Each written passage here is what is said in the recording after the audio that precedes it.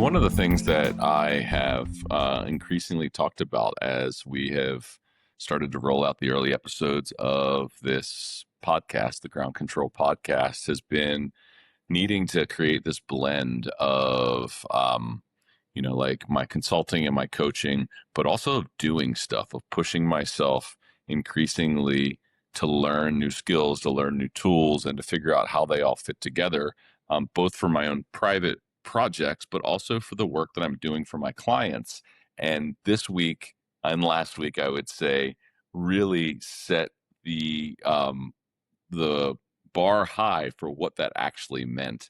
And what I mean by that was last week, I forewent publishing a podcast, and I didn't publish the weekly newsletter, and that was because this whole new this whole new kind of AI storm took the world by storm. And it's something, it was, 5 days ago, it was called Claude CLAWD bot. And now it's called Moltbot, MOLT bot. And it is this new, this new agentic portal through like locally hosted LLM tools that really is changing the game. And it captured my attention in a really profound way. And I wanted to figure out how to work with it. But also at the same time, I knew that I really needed to record this episode and do all the things. And I caught myself in the middle of the two where I wasn't sure which to do. And I really wanted to throw myself headfirst into learning about this new system, even though it was very, very intimidating because, and I've talked about this a lot before, I'm a non-technical founder, and it's it's not hyper technical. You don't have to be an absolute genius with code and technology to be able to do this. But for someone who was coming from a non-technical background, it was intimidating. So I was kind of sitting on the fence of should I do this or should I not do this? And I ended up really just punting the work and the episode of the podcast that I planned to do last week because my mind was blowing up with the potential and the opportunity of this next phase of what learning new tools meant for how they would be integrated into the podcast, into the work that I'm doing with Ground Control. So what I figured out in doing that is one, that I'm getting smarter. Maybe I'm not getting smarter, but I'm learning that I am actually very capable of pushing myself, and I'm very capable of learning to deploy these new things. Whereas 3 or 4 months ago, the idea of opening up a terminal or opening up something like VS Code to be able to go in and actually work with real code was very, very obtuse for me. And I'm still very far from an expert at it, but I understand it as a mechanism and as a tool, and the role that it plays in terms of allowing me to have access. So, while I didn't master it, step by step, it's made it make more sense for me. In the same regard, last week, I finally started working with Claude Code through the Claude native app. And while I had been working with Claude Code in other aspects and using it in VS Code before, it was the first time that I was able to do so through their portal, which is great because the Claude Code kind of co-work portal, it simplifies and rounds off the edges of some of that that difficulty of working in the terminal or working in something like VS Code, but it doesn't completely remove you from needing to do that. And even inside of Claude Code, right, there's this opportunity to still open up terminal or to still open up VS Code to confirm things that are going on. And without knowing how to poke around in there, I wouldn't be able to be as effective and useful inside of Claude Code. In that same regard, when it came time to start understanding how to provision Moltbot, it would have been far harder had I not been tinkering under the hood up until that point with some of this other stuff. So it just goes to say, like, it's not perfect, but they're building blocks that are in place. And as I slowly figure out these building blocks, they're allowing me to do more stuff. And as I'm stacking these building blocks, I'm learning all of this, like applicatory knowledge that for me, I never learn about things, or I never think about single ideas inside of a vacuum.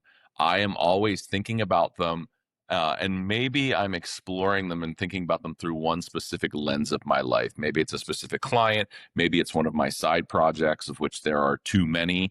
But what ultimately happens is, while I will use a specific vehicle for entertaining and exploring that idea in the moment, in a very short period of time, once I get it, right, once the synapse fires and that the core idea of what I was investigating settles in, I immediately start to think across the entire spectrum of things that I'm working on, right? I think about the entire spectrum of clients that I'm working on and projects that they have and problems and holdups that they're having in that moment, right? And then I think, oh, how does it apply here? How does it apply there?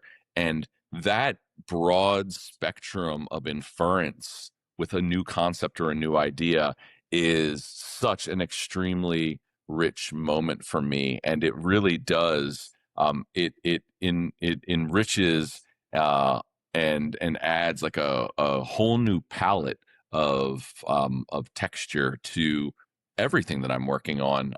It never ceases to amaze me how profound digging into things can be, and how profound all the other things that you are already doing become in light of something new that you've learned. Every weekend I roll into the weekend with this long list of things that I want to do. Like I have a bunch of heavy hitting clients that monopolize the large majority of my time during the week. And I've got a lot of other projects and side things that I work on that I always kind of earmark either for the evenings, or frankly, getting up early in the morning and working through them, or the weekends. And this weekend, what I did was I really committed myself to exclusively getting through the motions of figuring out this Moltbot thing. And part of the reason behind that was I knew that if I learned it and I figured out how to use it, that I would be able to apply those learnings to all of the projects that are on my plate. And the hypothesis was two things. One, I knew that if I were able to do that, that it would allow me to better manage my projects and my clients, so that way I could be more present for all of them. And two, I knew that it would allow me to do better work on their behalf. And I've got a broad set of clients that I do different things for some of them. Some I help with digital services. Some I'm more of a consultant and a coach. Some I'm doing full stack marketing and sales enablement. And I knew that by dedicating myself to this specific effort in this moment, that I was that much more likely to do great work for them when Monday rolled around. And I think that that's going to continue to bear itself out. I think that the smarter I get, the more I am able to accomplish on my client's behalf. And I'm still very much dedicated to having as much of a solopreneur ecosystem as I possibly can, because I really thrive in being able to have that autonomy, to figure out what I want to work on and what's lighting me up. And I think that, like, if there's one specific goal that I'm setting for myself over the next few weeks, one is to not say yes to anything else. I've got my plate very full at the moment, and it feels really good. What I really am committed to doing is to sitting with what I currently have, which is going to be difficult because, quite frankly, the interest continues to roll in. But I'm finally at a place where I have more than enough for what I can currently do. But I don't think that needs to stay that way as long as I um, as I take the time and I put in the work to really create systems, and to really create schedules that will allow me to thrive in serving all of my client base, that will allow me to continue to listen to and hear new conversations, to meet new people and hear the things that they're struggling with and be able to address them. I think if I didn't take the time to really break this thing kind of back down and start to arrange it with a really useful and utilitarian system, that I would end up doing uh, poor quality work that would continue to diminish in its effectiveness. And I think that I would end up feeling very alone and probably frustrated and sad and all of those things about how everything is shaking out for me. So really, it's a huge portion of discipline that I am committed to applying to myself, because this is something that I've been working very hard to get to for a long time now. And now that I've gotten here, it's my responsibility to put the things in place to defend it and to shore it up and to make sure that it can sustain and continue to grow and continue to be a vehicle to allow me to do meaningful work that continues to stoke my curiosity. One of the things that I realized recently was that, and like we could talk about where I was a year ago, but I don't think that that's really fair, because a year ago I just had two or three clients, and they weren't taking all of my time. I had more than enough time. I had a surplus of time a year ago. But I think that if we were just to go back, like let's go back 4 months, let's go back to October of 2025 and where I was then, which was a pretty significant client load with also a handful of like a la carte projects that were coming in, right? So a lot of sustained client work where it's happening on a daily, weekly, monthly basis, and it's there, right? Week after week, month after month. There's that basis level of my work that was happening. And then the other side of it is um, a lot of a la carte projects that are coming in, whether it's doing some web design or it's helping people build outbound sales prospecting sequences. It's helping people to write some content that is representative of their brand and what they're trying to do. And so I would say that 3 or 4 months ago, the craziness in my head was not insignificant, because I was really learning how to juggle so many different projects. And it really felt at times, it was certainly very overwhelming. But more so, the fear was that I would do a poor job. And what I have really started to download and be able to place my faith in is that um, I'm doing an okay job at managing those things. I'm doing an okay job at continuing to execute at a really high level for all of my retainer-based clients and customers, while also being able to take on lots of a la carte projects. And sometimes what that means is, you know, taking a longer period of time in the discovery phase, um, to one, maybe slow walk the start date a little bit, because I know that starting off on the right foot is very, very important. um, but also sometimes it's to make sure that once we've gotten to that start date, that the plan that has been put in place is absolute, right? It's not theoretical. It's not going to leave me in a position where I have to spend a lot of time designing what we're going to do. I think for me, the way that I can most successfully serve clients is by knowing exactly what it is that I'm going to do for them. And that's useful for two reasons. One, it's extremely useful to guard against scope creep. And scope creep is like super real, right? Like, you're working for people and they ask you to do so many more things that fall underneath of the guidelines of what you set out to work on for them. Um, that's like the more nefarious side of it. And frankly, like I don't think that that happens all that often, and I don't think that it typically happens maliciously. I think that it happens because that's just the way that work goes these days. I think that also I am frequently guilty of creating my own scope creep because I am inherently very curious and I am inherently wanting to be more helpful. So when I'm having a conversation with a client or a partner, and they start talking about something that falls outside of what we're doing together, and it's interesting to me, or I feel like I have some advice that I can suggest or share with them, it's hard not to share that. And then like any good thread that you start pulling on, it keeps coming and it keeps coming. And before you know it, you started down this next rabbit hole of journey, and it it all starts with positive intentions. So I would say one, it's great because it helps to guard against scope creep, but more so when I'm in a place where I am busier some weeks than others, I want to know that when it's time to shift my attention to the work for that specific client, that I know exactly what I'm trying to execute.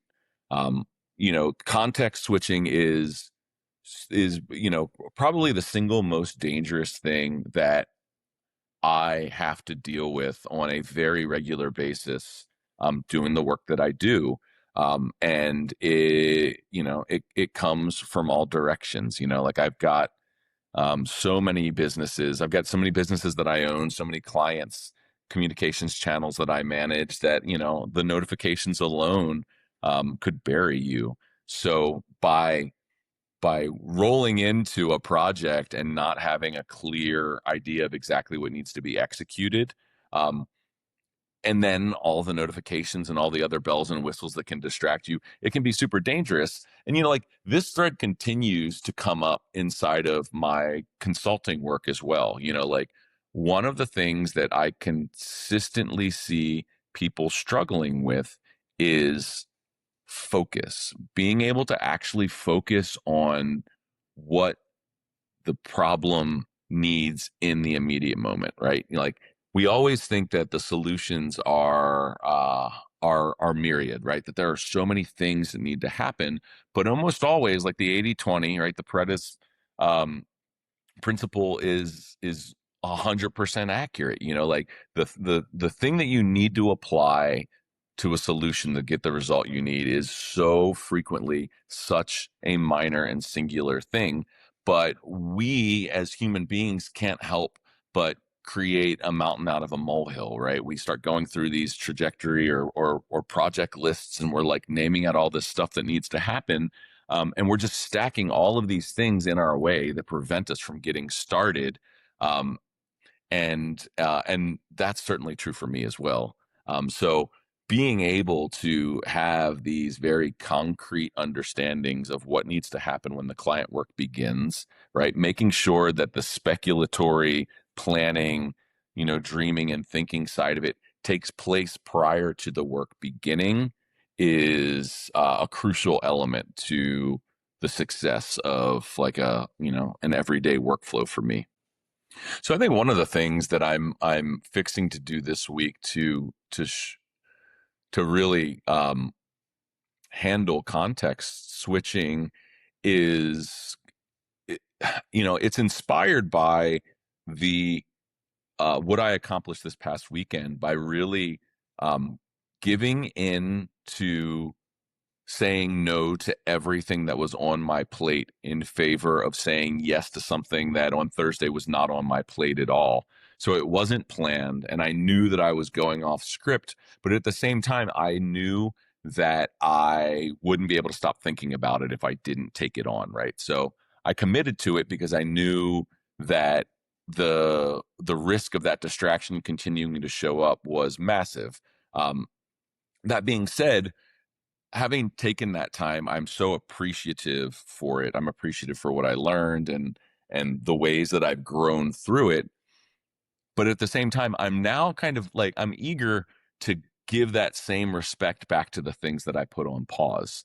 And one of the things that I love more and more is being able to recognize that things are moving in the right direction, for me, for ground control, for the people that I'm working with, right? Like, we're doing the work, it's going really well, and there's going to be time for all of these things. So I don't feel as much like, oh, I got to deal with all of this right now, because I know that there will be a tomorrow. I know that there will be a tomorrow evening when I have an hour or two extra that I can investigate something new. And with that awareness, I feel more patient to be able to really focus in and do good work.